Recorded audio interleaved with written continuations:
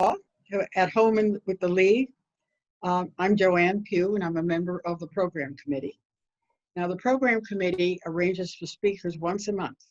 Since the pandemic, we've been doing that by Zoom, I think pretty successfully. Our next meeting will be September 15th, and that will feature Marisa Lago, Director of City Planning Commission, who will speak on New York City's future after the pandemic. Where do we go from here? Today's topic is public schools in crisis during COVID-19. And we are so fortunate today to have Acting Deputy Adrian Austin, who will be interviewed by our own League member and education specialist, Dr. Marion Bott. Before I introduce the speakers, I'd like to introduce Leslie Siegel, our co-president, who has been incredibly helpful with all our tech aspects in this meeting. And after the speakers are finished, Leslie is going to organize the question answer period. Yeah. Okay, Leslie, you want to give some announcements, league announcements? Absolutely. Thank you very much, Joanne. First, let me start off again with a profuse apology for the mix-up with the Zoom tonight. I apologize for that. I'm glad that so many of you were able to get the fix and are joining us now. So let me go on to the announcements. First of all, this is an absolutely great day for us all to meet because today is the 100th anniversary of Tennessee ratifying the 19th Amendment. Tennessee was the final state needed to ratify the amendment that theoretically gave all women citizens in the US the right to vote. In practice, as we know, many women were still left out as a result of restrictions like Jim Crow or restrictions on who was considered or could become a citizen. However, in celebration, we're meeting today. We're holding a 9-day giveaway on Instagram of the Uncommon Goods Vote jewelry. There's a necklace, a pin, a bracelet. I'm actually wearing the pin. I don't know if everyone can see it. It's a lovely pin. And a ring. So 3 lucky winners will be able to choose their favorite piece of Vote jewelry from the Uncommon Goods collection. And if you're interested in entering, find us on Instagram at LWVNYC. I will put that in the chat. And look for the post with information on how to enter. So that's now in the chat. The giveaway ends on August 26th, which is the date that the Secretary of State certified the amendment and it became the law of the land. And this August 26th, the Monumental Women's statue will be unveiled in Central Park. This statue is the first in Central Park to feature actual women rather than fictional women. The statue has Susan B. Anthony, Sojourner Truth, and Elizabeth Cady Stanton. The unveiling of the statue will be live streamed on August 26th at 7:45 a.m. And I will put details of that in the chat in a few minutes. Moving on, voter registration rates in New York City have plummeted year over year as a result of the pandemic. Sorry, I'm going to just mute everybody who isn't speaking. Sorry, thank you. If you want to help voters get registered, tomorrow at 4 p.m. we're having another virtual voter registration training session. We'll teach you how to run your own registration events or become a volunteer at one of our events. And I will also I'll put all of this in the chat in a few minutes. If you're interested in helping New Yorkers get answers to their questions about voting and the census, you can volunteer for our Telephone Information Services Committee. Our next training session is on Monday, August 31st at 6 p.m. We'll teach you how to answer the League's phones and provide timely and needed information to New Yorkers. I mean, in fact, the New York City Board of Elections often forwards calls to us. People call the New York City Board of Elections, they don't know the answer. They say, call the League of Women Voters of the City of New York, give us our phone number, and we get the calls, which is a great honor, right? It shows how much we are a trusted voice. And I will put the link to register for that in the chat as well. And lastly, talking about all these important things that we can do to help New Yorkers this year and in future years. If you're not a member of the League of Women Voters, I encourage you to please become one. We do so much for all the communities in New York City. We are trying to expand our outreach even further.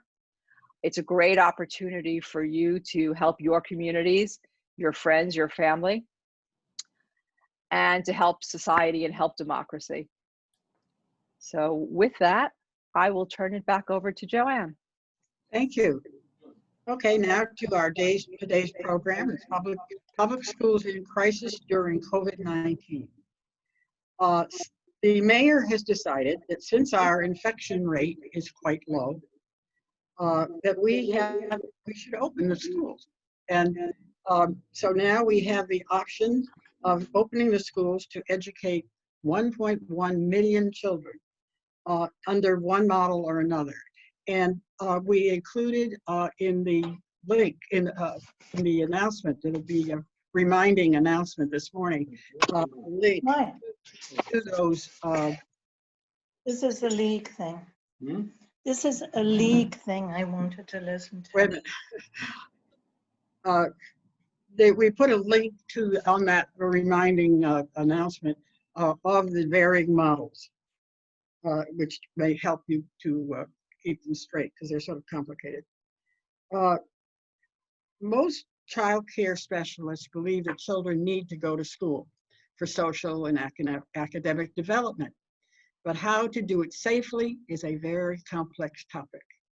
There are many troubling issues: ventilation, spacing distance, personnel, and every day there's a new headline in the newspaper about how to do it safely. And we have safely for the children and for the staff, many of whom would be of an age vulnerable to the virus. Today we will hear Acting Deputy Chancellor Adrienne Austin explain the current status of these issues. Chancellor Austin worked at the Board of Ed for 9 years. Previously, she went to UCLA, NYU Law School, and worked as a lawyer at Bronx Defenders and Vera Institute. At the Board of Ed, prior to her appointment to Deputy Chancellor, she was Chief of Staff to the Office of General Counsel, then Chief Operating Officer of the Division of Community Empowerment and Communication. As the Deputy Chancellor, she acts as a liaison between the Board of Ed and the community through empowerment partnerships. That partnership is crucial now that there is such a fear factor among the parents. Ms. Austin will be interviewed by our own Marion Bott. Marion is an education finance specialist with the New York State League. She was previously on the board of New York City League and left when her family moved out of town briefly. She became a member of the Education Priorities Panel after the city's fiscal crisis in '76. The EPP was a coalition of parent and civic organizations that was instrumental in reallocating funds to needy schools. From 1998 to 2001, Marion was EPP's Albany lobbyist. She will interview Adrienne for about 30 minutes, and Leslie will take your questions after that, which you should submit to us via the chat link at the bottom of your screen. This presentation will be recorded. If you do not want to be seen on the video, be sure to click on the video button. Marion? All right. Thank There you you very go. much, Joanne. Thank you very much for that. We will try to keep to our 30 minutes. To start things off, we have learned a little bit about the programming models, the 5 programming models. But I think the very first thing we should perhaps ask Deputy Chancellor Austin to do is to explain to us the current status of the programming models. Thank you, Dr. Bott. Thank you to the League of Women Voters. I'm super excited to be here tonight. Thank you for the invitation. We are launching into blended learning, and that's the plan for this school year. And blended learning, as most of you know, I think that is, most of you know because it's been in the media. We've talked about this, but it's a combination of in-person learning that's happening and then remote learning that's happening at home. So it's a combination of those two things because we have to implement social distancing in our schools. And so I know the question is how's it going to look? How many schools have decided program model 1, program model 2, program model 3, program model 4? Because the DOE put forth and submitted to principals and to families models of how to implement blended learning within our schools. And so principals, based on how many students are coming into in-person learning versus electing to go all remote, based on how many staff are coming in versus how many staff are going to be teaching remotely because they requested accommodations, are deciding now, and they're in a position to decide because they have all of this information, what model is going to work for their school community. So I'll go a little bit into what our principals have told us and what some of our schools, the aggregate of what our schools are going to be doing from what we know now. So of the district models that have been approved as of Thursday, August 13th, we know that 573 schools chose Model 1. So that's 2 cohorts with consistent days, 2 days a week, and 1 alternating day, 5 days a week for every 2 weeks. That's the sort of synthesis of Model 1. 573 schools chose that. 279 schools chose Model 2, which are 3 cohorts with 1 consistent day a week and 2 alternating days. So 5 days a week, every 3 weeks. That's 279 schools choosing Model 2. 151 schools chose Model 3, which are 3 cohorts on a 6-day rotation. Those options are only available to our middle and high schools, mostly because that's a format that principals are familiar with. And so 151 schools for Model 3. And for Models 4 and 5, which were only available to our District 75 schools, which serve our students with disabilities, 64 schools have chosen those models. And again, there's diversity in those models because that allows for where schools can account for this, for students to be able to come more regularly. So one model allows for students to come every day consecutively, or at least one cohort to come consecutively Monday through Friday. And then there's one model that allows for students with disabilities to come 1 week and then off 1 week, but Monday through Friday, as opposed to the other models, which are a couple of days per week with an alternating day. So right now, our data is showing that 70% of students are going to be returning to school buildings in the fall. That is based on the most recent survey that we issued to parents, and that is what we're planning for. And we've received a number of reasonable accommodations by staff. About 15% of our teaching workforce requested accommodations, and we are in the process now of going through those accommodations. We are treating them for the most part in a way that's consistent with how we treat other medical accommodations, meaning that anyone who has a medical condition at any time can submit to their employer a request for a medical accommodation.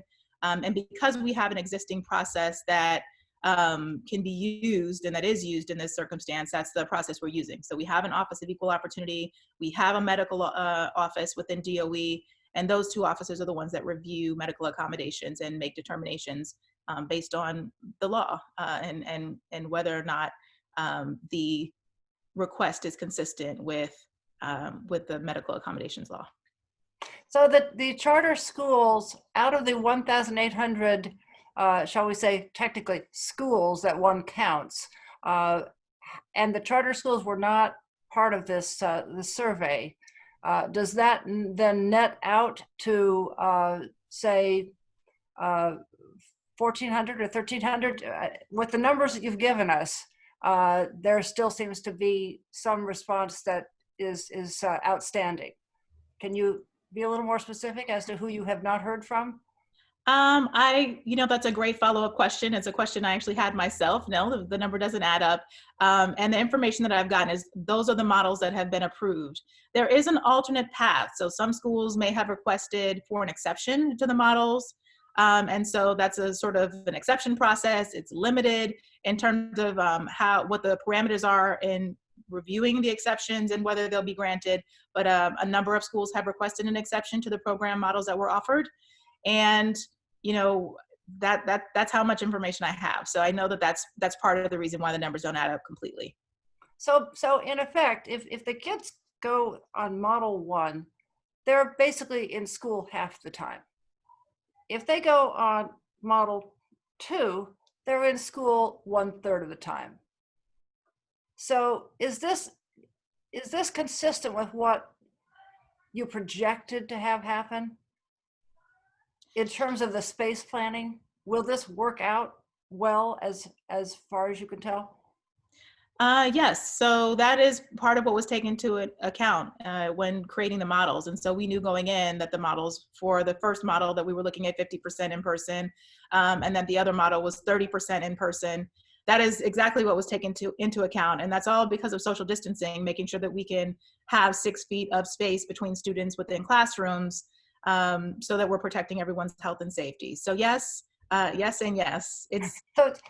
This leads me to my number 2 question that I sent you in advance. I was very curious, having worked in high schools that had an alternative model. I've worked at Manhattan Comprehensive Night and Day High School, which is basically a school that has a night component and a day component. So 400 kids file in during the day and 400 kids file in the evening. I've worked in other schools where they have Saturday programs. So I was curious, was it because of union restrictions that you could not consider weekend presence by students in the schools or evening presence in the schools? Yes, so I will, I guess, step back and say we, as a cabinet, and I want to just huge kudos to our Chief Strategy Officer, Edie Sharp, who really led and has spearheaded the development of this plan.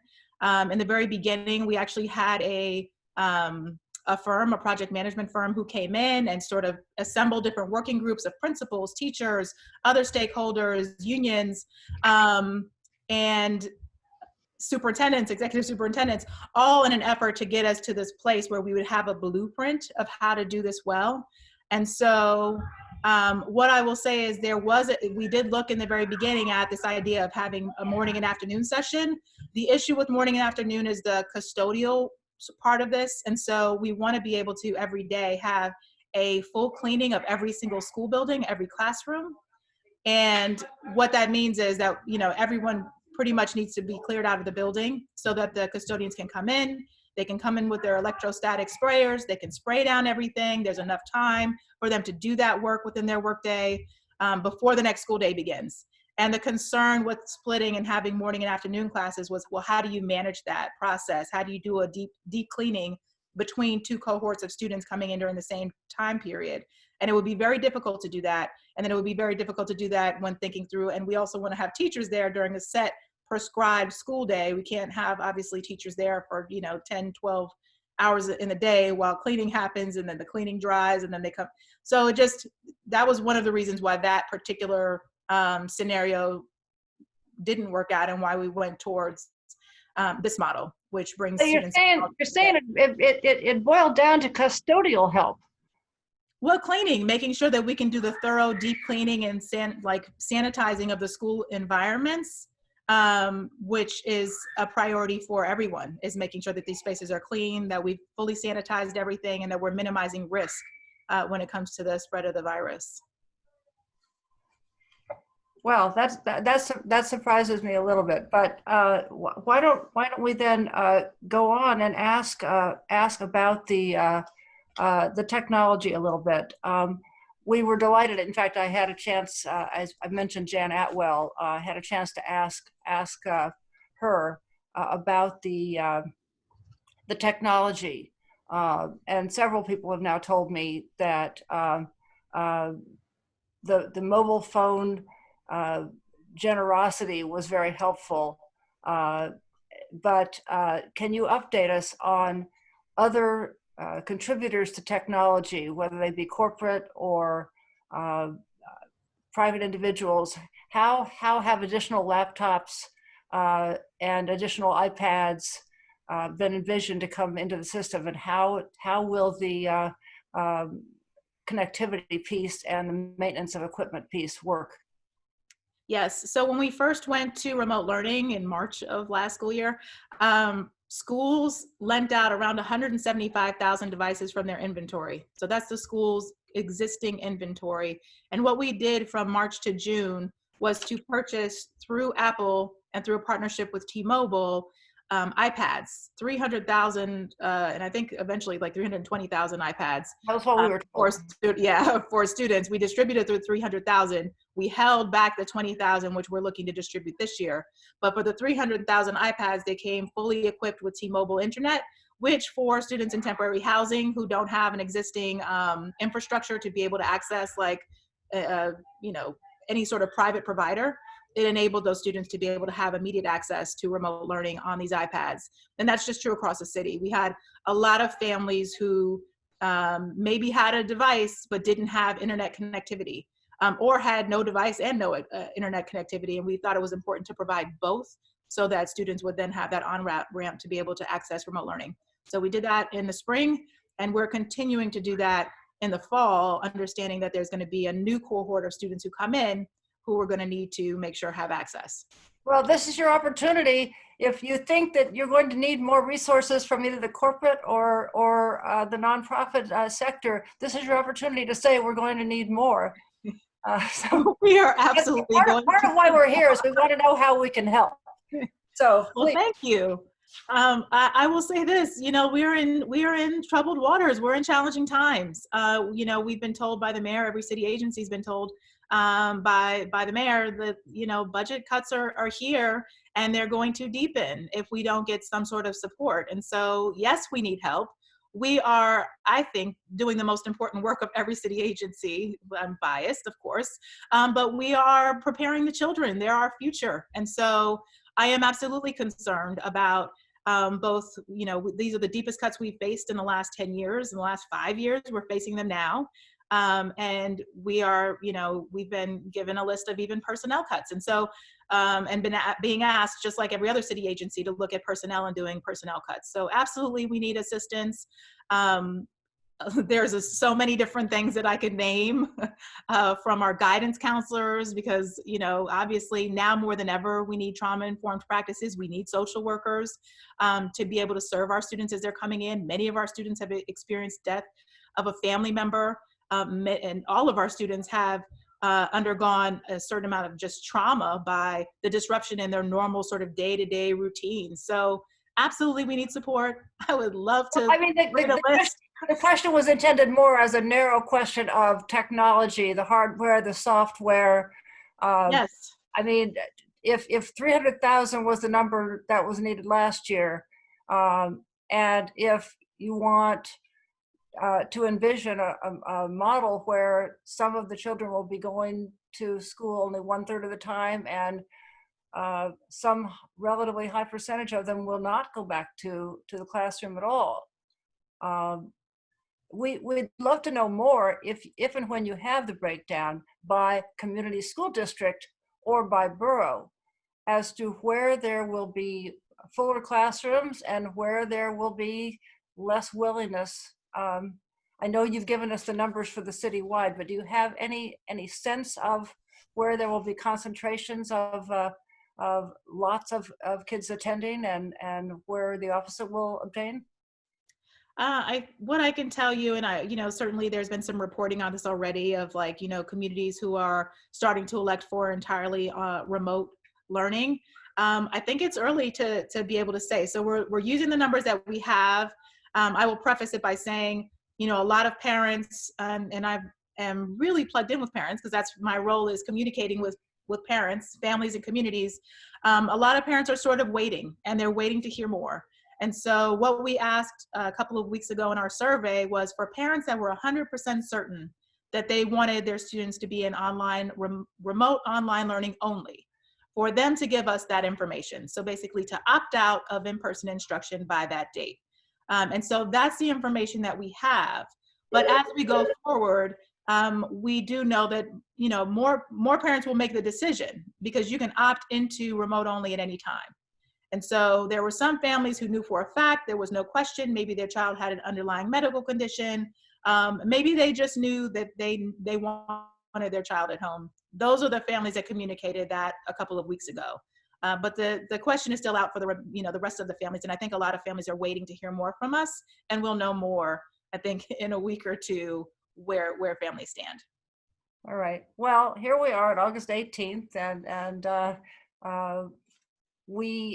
I think our organization's philosophy always has been, with respect to resource allocation, that especially when resources are as limited as they are in a horrible budget year, federal, state, and local, that those resources should be driven to those children in the highest degree of need.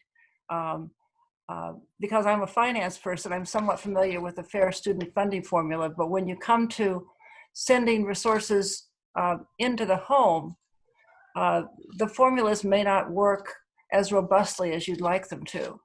So this may be a sensitive question, but I have to ask it. If there's a union rule that says that a certain percentage of assets have to be designated to a certain school, but the reality is that's not the way the data look on this blended learning model. Is your sense that the unions will understand that certain rules just have to be broken in order to be fairer to all the kids? I like to think that we are, that we have a good partnership with our labor partners. I also am sort of pragmatic about everyone's roles. And so I fully expect that the role of the union is to advocate for their employees. And that's true across the board. And so I expect them to advocate. I expect them to advocate on behalf of their employees. And I think where we come together and we make agreements to make agreements that are in service of our public education system. And so, I'm hopeful. I think we should always be optimistic that we're going to find that middle road and in service of our students and in service of making sure that all of our schools have the resources that they need to successfully educate children. But how we get there is always the difficult piece, and that's the negotiation piece of it. I have a question about television and the use of television. I think most of us are old enough to remember when Sesame Street and all the wonderful PBS programming began. Has a team started looking at what better use of television could be made in the New York metropolitan area? Yeah, so we actually have partnered with a couple of public access stations. So we've partnered with WNET and launched a public television program called Let's Learn NYC. That featured lessons for children in 3K through 2nd grade that supplemented the remote learning environment for students. We also have some really localized partnerships. So in the Bronx, we have BronxNet. They've been a great partner, and I know our executive superintendent there, Misha Ross Porter, worked very closely with BronxNet to make sure our principals and our teachers were developing sort of curriculum, little segments to support students. And the same happened in Brooklyn, with I think it's Brooklyn 1. But we worked with the Brooklyn Public Access as well. So there are these localized efforts. There's like a larger WNET effort to have programming. Specifically to your point, because we know, we are hopeful that all of our children are actively engaged and successfully engaged in remote learning through Google Classroom and the other learning management systems, but television is another wonderful channel to be able to provide educational content for kids. Is that also a mechanism whereby we as league members possessed of all this wonderful civics education curriculum might be able to reach the high school students who are required to master this curriculum to graduate? That sounds like a phenomenal idea. Yes, I think. Who should we talk to? Who should we talk to about that? I would say I can connect you with Kate Bloom. She's our executive director of communications. She is sort of the person who is, I don't want to say like the puppet master for a lot of these, managing our communications, but she is in an agency that's huge. And so she's the person. I'd love to connect you, but I think she'd be excited by that. Well, otherwise we're going to have a bunch of teenagers who will continue to vote in the paltry percentages that they now vote. And that's not a good thing. It is not a good thing. And I think, there's certainly an opportunity, especially now, this is going to be an important year. So. I'm just looking over my questions. I told you before we went live online that several of us listened, Joanne and I certainly did, to the City and State 3-hour webinar that took place earlier today. And some fairly hard-hitting questions were discussed, including, is the mayor being realistic that we can actually start this September 8th and September 10th? September 8th for the teachers and administrators, and September 10th for the students. And we've been talking a lot about the issue of the nurses. So it just seems to me that if September 10th is a magic day, it should also be a magic day when you have your nurse in place. So why doesn't that make more sense than to say September 10th is the day? That's a great question. I will just say this, New York City has an incredibly ambitious plan. The plan is to go back September the 10th. That's the plan. And we are the only major urban school district that still has a plan in place to go blended learning or do any form of in-person instruction in the fall. And so we are holding tight to that. Our superintendents, principals, our teachers, everyone in our agency, we're 150,000 strong, and people are really working their fingers to the bone to get there. Understanding that we are an old agency, we are a big, slow-moving agency. People are moving really rapidly to get us to a place where we can provide in-person instruction to our students. And we're doing it because we believe it's in the best interest of our kids. And so we're working hard to get there. We've been given a sort of marching orders from our mayor in a city that has mayoral accountability, and our mayor is our boss, and he's told us September 10th, and we're working to get there. And so, kudos to, and I have a special place in my heart for the principals who are having to reimagine what school looks like, because they've never done blended learning. And so they're figuring out how to do social distancing and all of these things in our school buildings. It's an incredibly complex, challenging body of work, and they're doing it. Is there any rationale for possibly bringing in either doctors or nurses or physician's assistants who would be able to work on an interim basis rather than waiting for permanently hired nurses? My understanding of how we are working to staff our schools and how we plan on, the promise was to have a school nurse in every building by the first day of school. And how we get there is leveraging the existing contracts that the city has through Health and Hospitals, a sister agency, to leverage their contracts to be able to bring in nurses. And so we couldn't do it by ourselves. We don't have the number of DOE nurses in order to be able to staff every school building. And so we will be using those contracts to bring in nurses so that we have a nurse in every building. Well, I don't understand why it couldn't be a doctor or a PA. Why does it have to be a nurse? It's an interesting thing. I think you look across the country, and what we have in most schools are nurses. Our nurses are the ones who are responsible for sort of doing the evaluation of our young people. They take their temperature, they do an assessment and a write-up, but that in every school is sort of the first person who's a part of the school community that's monitoring the health of our students. And so I have every confidence that a nurse can do that. My mother's a retired nurse. I think nurses are a fine group of folks to be doing that work and to be part of our school communities and supporting in that way. I'm not sure if a medical doctor would be necessary in every single school community. I think school nurses are great. Well, not to press the point, but I'm just saying, in a pinch, you should take any resource that becomes available to you if the more important objective is to open on time. And if the kids are not going to come because their parents won't let them come without a nurse on premises or some qualified medical person, someone who can administer a COVID test. I am with you that we need to have a medical professional at every school building. The marching orders are a school nurse in every school building. If we have a cohort of doctors who are standing up and saying, like, we want to go into schools and serve our school communities, it's certainly an idea I'd be willing to bring forth. I think we're thinking through just practically how our school system is constructed, and the policies that we have in place, and what we know to be effective. And we know a school nurse is effective, and we have been promised that we'll have the contracts or access to the contracts to be able to make sure there's a school nurse in every school building. So I think that is the totality of the questions that I had submitted to you. We look forward to getting more detail, but we understand that August 18th is not far enough down the calendar for you to be able to not only collect, but sort of look through the data and see what it really means for resource allocation, particularly to the poorest communities. So I know that there are many, many questions out there. So perhaps I should turn it back over to Leslie, who is the monitor of the questions.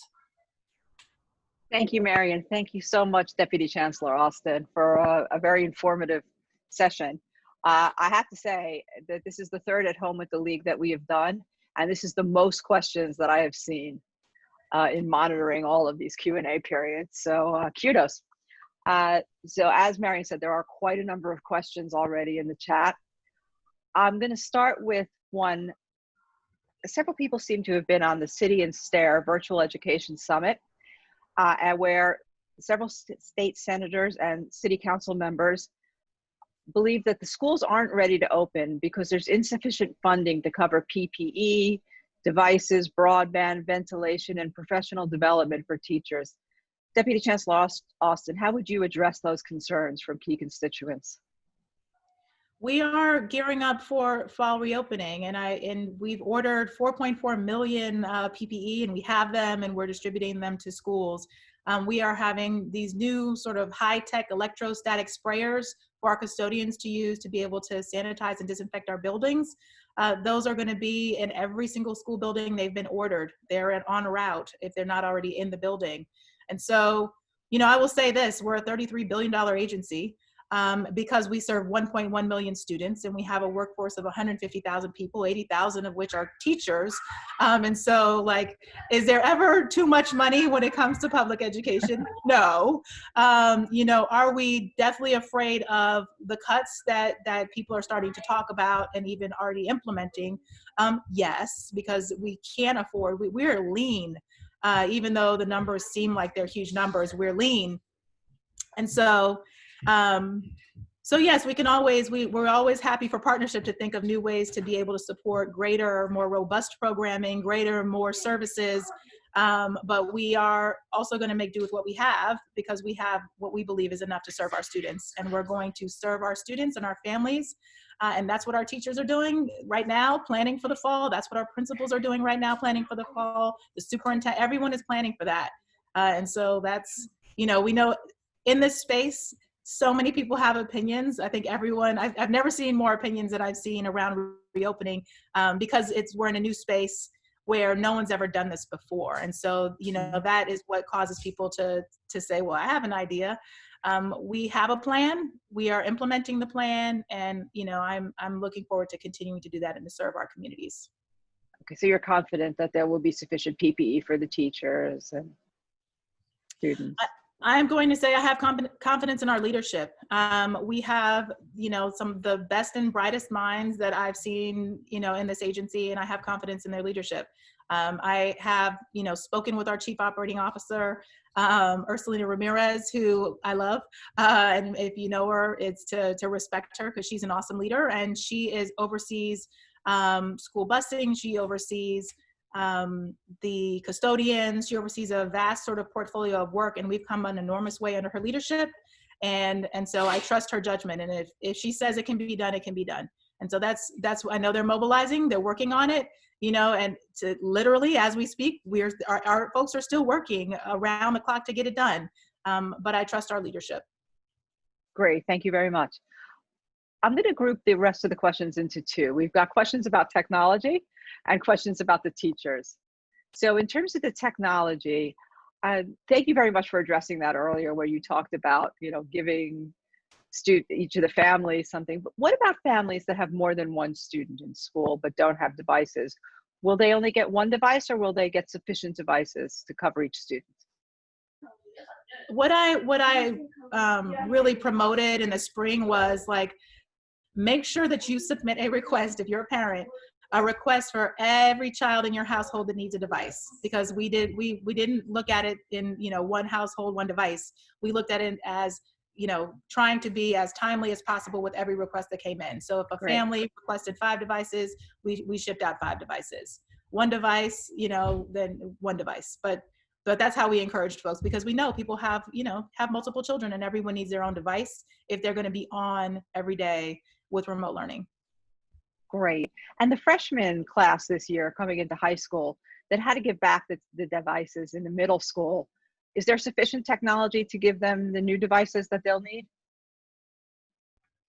One of the requests that we actually got from principals was to be able to, the principals wanted to manage the device distribution process. And so something that will most likely be different this school year from last school year, the end of last school year, is that principals and schools will have in their budget an allocation in order to support the purchase and the distribution of devices.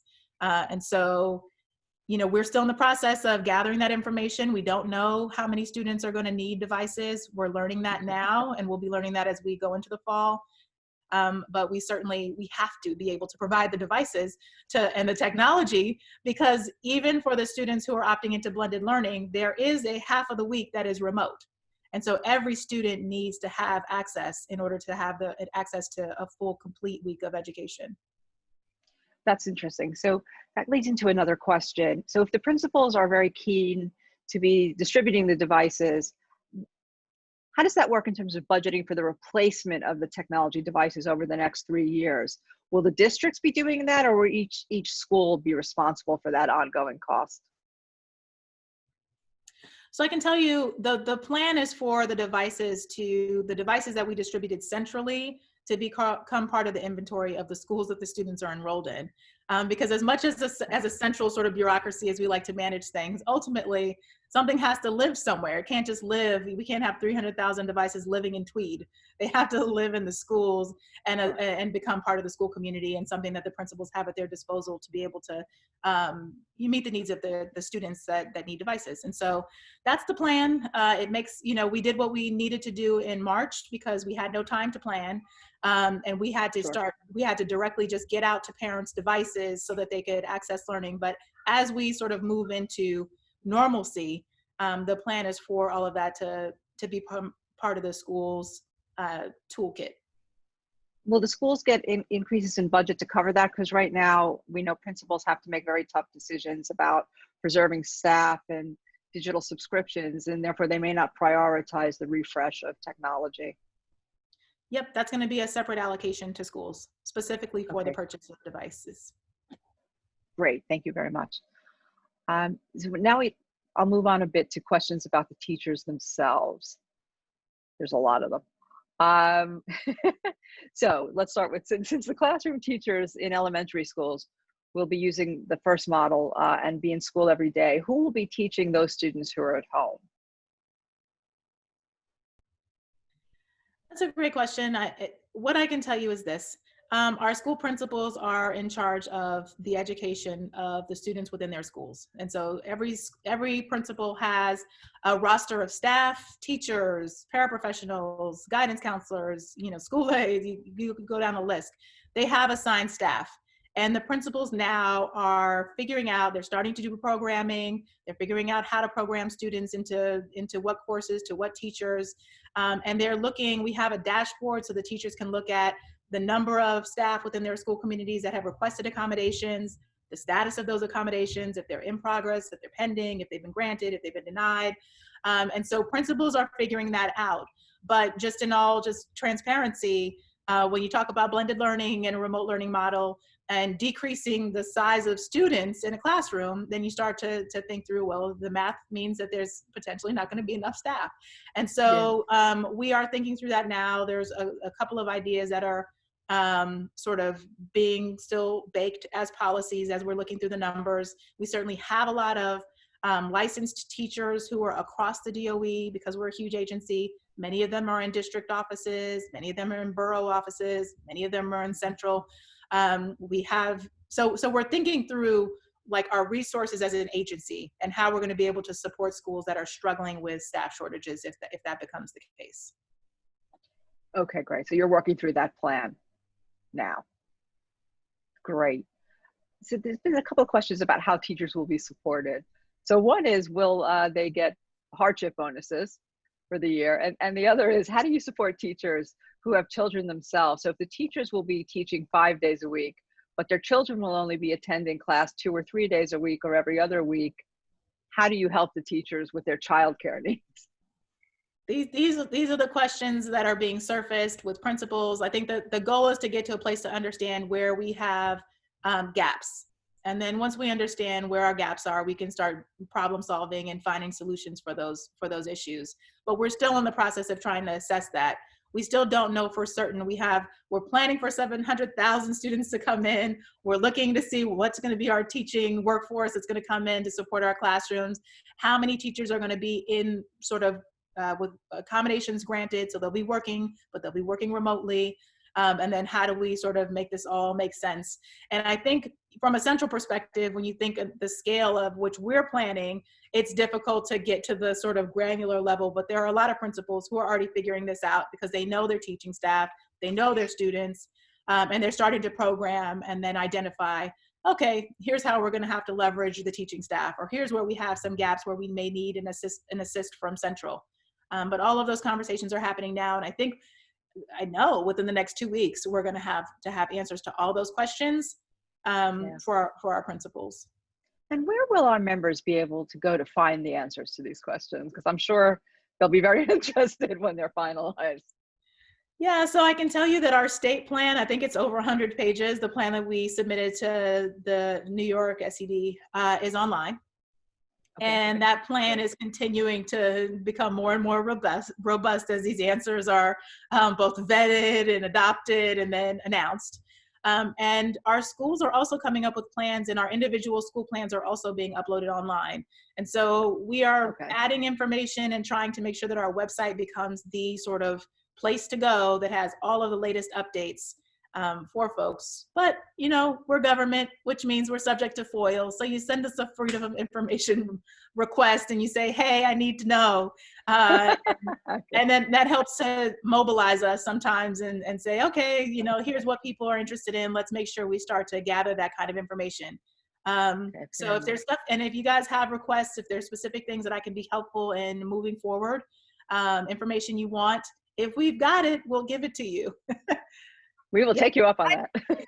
Leslie, I thought of something that I meant to ask Adrienne, and that is to the extent that you have co-located charter schools and traditional schools in the same building. First of all, how many situations does that entail at this point? Is that like 100 school sites or 200 or somewhere in that ballpark? I think it's around that ballpark, but I can't give you an exact figure off the top of my head. I know our Deputy Chancellor, Karen Goldmark, manages our relationships with charter schools. And so she would be able to give you that number right there. She's got it at the tip of her fingertips. I can tell you that. It occurs to me that perhaps there's some way, heaven forbid, that the notion that originally started charter schools, i.e. they would be a laboratory of innovation and there you could share practices, et cetera, et cetera. So if it just turned out by chance that you had a percentage of kids who were in the same building in the charter school and a percentage of kids, all of whom needed to learn the same curriculum at the same time, why couldn't you just blend them into the same classroom with the same? I mean, I know all the legal barriers, we all do. They're supposed to have their own charters, but I mean, isn't this a time for some creativity along those lines? So let's absorb our charter schools back into the public school system and see if we can't get our kids back in. That's a great suggestion. And we would need a lot of support to be able to get that kind of legislation through. But certainly, you know, we know that there are charter schools. The charter schools are, in some ways, they're looking to us and they're looking at us and they're watching and seeing, well, what does New York City do? And some of them have announced their plans, some of them have not. They're doing different things, and what I can tell you is the start date's going to be the same as our start date. So there won't be, I think every year normally charter schools get into the school buildings a little early. This year everybody's going in at the same time, same clearance day, and we're working with them to the extent that charters are coming back. If they're coming back in blended learning, all of the health and safety protocols that we have in place, they are for our buildings. And so everyone has to be in compliance with them. They share custodial staff, do they not? Yeah, it's going to be the same health and safety protocol. So our custodians, when they come in, we have shared spaces. Yes, we share custodial staff, we share school safety agents, we share many things. That's a good question. I actually have to research whether we share custodial staff. I imagine that we do, but I don't know good question. I'd have to research that and get back to you. But I can say, I think that that's right. And every health and safety protocol in terms of sanitizing the buildings, in terms of making sure that students have PPE and are wearing masks, everything that we're doing that we've set in stone for health and safety, everyone has to comply with. Well, I was encouraged to hear on the earlier call, Michael Mulgrew, who you all know has a very important role in all this as head of the UFT. He was singing the praises of the possibility of groups of teachers rather than individual teachers in individual classrooms, that it would be wonderful if there were groups of teachers who could support one another. So it'll be interesting to see whether we can put any additional meat behind that statement. I'm sorry, Leslie, for the interruption. It was just the charter school thing. I knew I had not. That's fine. Thank you so much, Marion. That was a great question. So I'm going to ask, I think, about 3 more questions because I want to try to wrap up by 7:15 at the latest. I know that we started a little late, so I'm going to let us run over a little, but let me kind of continue. So Deputy Chancellor Austin, what will happen with librarians, with the libraries being closed? What's the plan? The plan for all school staff at this point is to return to school. There is going to be a lot, it's going to be all hands on deck, particularly as we get started in the new school year. There is a lot we have to figure out. We are expecting all of our school staff to come back. Our librarians will come back.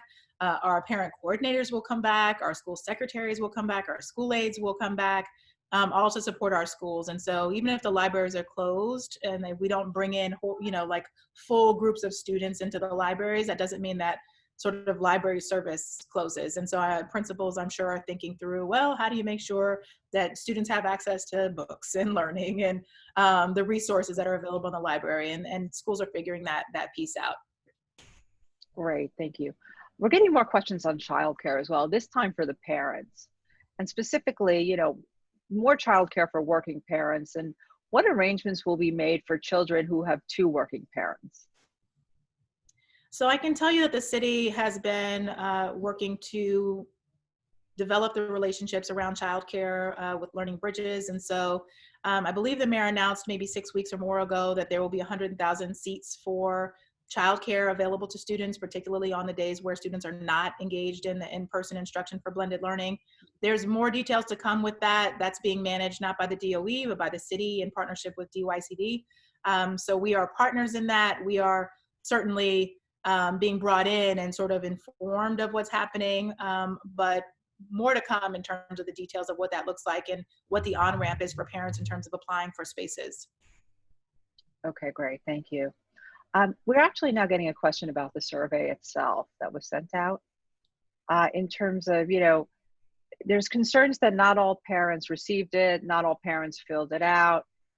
And do you feel that 700,000 is an accurate number on that basis?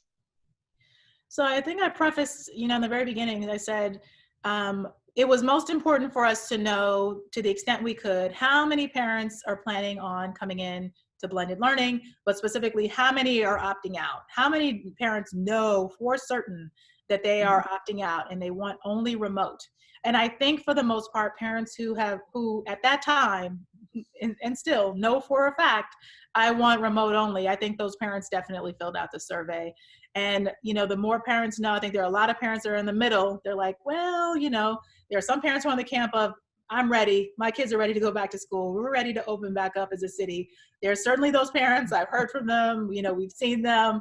Sure. And you have parents in the other camp. And then you got parents right in the middle. And I think the next 2 weeks will tell it all when it comes to what parents in the middle decide to do. And we have a survey that's open for parents. It's still open where parents can opt into remote only. The only restriction is once folks have opted into remote only at this point, you can't opt back into blended learning because we can't create new spaces. We can't create new seats. This is social distancing. We have to know, Yeah. if we're planning for 700,000, that's a finite number.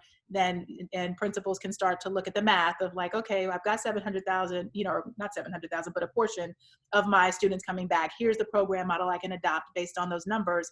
And here's how I'm going to arrange the seats in the classroom and all of that. And so it's one thing to remove a seat from a classroom, but once we've sort of orchestrated everything, we can't just sort of add it back Sure. in ad hoc. So I think the date that we've set for the first period where parents can opt back into blended learning is in October, the end of October. Okay, great. Thank you. Perhaps a slightly happier question. Is there a role for volunteers to help teachers and students? That's a great question. I actually have had, so my job as the Deputy Chancellor of Community Empowerment is really to work with parents. And so I've had parents ask me this question. There are a lot of parents who volunteer in schools. They volunteer in the library. They make the school community a community. And parents are asking in this new virtual environment where, there's social distancing, so there won't be a lot of parents in schools the way they normally are. Yeah. What is the role of the parent volunteer? And I actually have a group of parents. I've got a handful, I think it's like 5 to 10 parents who are working with FACE, the Office of Family and Community Empowerment, to start to design like a playbook for parents to say like, okay, it may look different, but there has to be a role for parents because parents are what make a community a community. Sure. Yeah. Wait a minute. Parents are not the only members of the community. That's true. I will cite a very specific example of my daughter followed in my footsteps and became a stalwart member of a New York Junior League tutoring committee. She has been working in New York City public schools together with a number of young women. They work in the evening and they do a variety of tutoring. And so this is a community organization that has been accustomed to helping, and now it's completely unclear whether they will be permitted to. And Yeah, they're not alone. I mean, there've got to be 100 community organizations that help in schools. I think community organizations I separate those out just because there's a more organized process around. A community organization can request to access public space through a process, through the Chancellor's Reg, and we fully anticipate receiving and being able to grant those types of requests as long as there's social distancing in place. I sort of am separating out community organizations from individual parents because we have to sort of create a playbook for individual parents. Otherwise, they won't know. Like a school may not be able to figure that out in the next 6 weeks. So that's where we're thinking. If anyone wants to join in and say like, we want to think through what volunteerism generally looks like, I'm happy if someone wants to join that committee of really dedicated parent leaders, because that's who's putting together this other guidance. If someone wants to join that and think more broadly, happy to include people in that conversation. And then I seem to recall in the old days there was something called the school volunteer. I'm sorry, I'm forgetting the name of it, but within the New York City Department of Education, isn't there a department that organizes all of these community liaisons and a person who runs it? There may have been at one time. I will say that we do have a sort of a central process. I will say this, it's not like when I went to school, and when most of us went to school, because of, we know more now. And I come to you from spent, the most of my career at DOE in the Office of General Counsel. And so there are a lot of requirements in place. There's a lot of background checking. There's a lot of steps that community organizations even take in order to be clear to come into our buildings. And that's all in, in an effort to make sure that we're protecting our kids. And so I remember signing that contract years ago. It was a question of how much self-insurance. I remember the name of the group. It was called the Join a School program. So a community organization could sign up to, in effect, adopt a school. And it seems to me that something like that is probably called for in this sort of an environment, so that you don't have the confusion of multiple community organizations trying to do the same thing in the same school. Okay. All right. I see it looks like So- Gladys is raising her hand. Oh, I wanted to say one more Sorry. thing, actually, and then one question. One, we do have a question that I'll answer. Will there be a recording of the program available? Yes, we are recording this program. We will put it on our YouTube channel and on our website. So anybody who wants to rewatch it can watch it, and anybody who signed up and wasn't able to attend, we'll also send the link to them. So I will answer that question. Gladys, just one moment, please, because we've had a question for a while. Is there a plan B being worked on in the event that the schools are have to close or are unable to open? Or will there be sort of like in the spring where there was a 1-week hiatus and then everybody went remote? Yeah, I can tell you we released recently our health and safety protocol. And so the plan as it stands citywide is if the rate of COVID infection goes above 3%, there's a plan to close schools, the entire school system. And that's in protection of the city. If within a school, there is one case of COVID in a classroom, either a student or a teacher, that classroom will close. And the classroom will close for a 14-day quarantine period.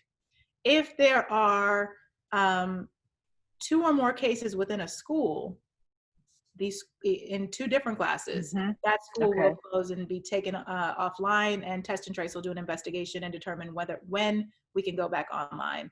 So we have a pretty aggressive, I think, plan on being as cautious as possible. It's online. If you go to our website, it sort of lays out in a nice sort of visible chart what the conditions for closure are, but it's a pretty conservative approach. Okay, thank you. And then Gladys, I think Gladys did put a question in the chat. I don't know if there's something else, Gladys, you wanted to ask, if you want to put something else in the chat, but what she did ask in the chat was, or more of a statement, she sort of feels like the plan is still in formation. So no, she's muted, and Gladys has a question. Oh, Gladys, can you unmute yourself? Yeah, Marion, at one point, EPP played a tremendous role in the workings of the public schools. Don't you think it's time at this crisis for another EPP to be formed? Yeah, I do. I'm thinking about it. I think, Leslie, this is something the league should look into. Well, this was for Adrian's benefit and those who don't remember EPP. Educational Priorities Panel was 26 members. They were all civic, religious, parent, et cetera, organizations. Jan Atwell, who's on the call, at least was on the call, was one of the more important persons. She was the chairperson of it. Its role was to provide monitoring and advocacy for the students and resource allocation where most needed. And we recall being in the Chancellor's office, about 6 or 7 representatives of EPP. And the Chancellor looked up and said, "So how frequently do I meet with you?" And I believe it was Noreen Connell, our executive director, who said, "We meet more or less chancellorly." Implication being that the turnover of chancellors was so great that usually you only got about one kick in the can before the next chancellor. Thank you, Marion. That was one of the things that EPP did, was to write letters and go out, and we had a monitoring committee. We went into the schools and kicked the tires in the schools. And it was a wonderful thing because you had so many different perspectives. And I owe that organization a debt of gratitude because that's how I was taught to be a lobbyist. So thanks for the question, Gladys. Thank you. Well, we do have Jane Hatterer, the chair of our education committee, and Mary Jenkins, who is the former chair and an active member. So this is something that we can absolutely take on board. And with that, I'm going to actually close questions. I want to close this now and thank Deputy Chancellor and Marion for a wonderful, wonderful program. Really interesting. Thank you. Thank you for having me. Been terrific. Thanks.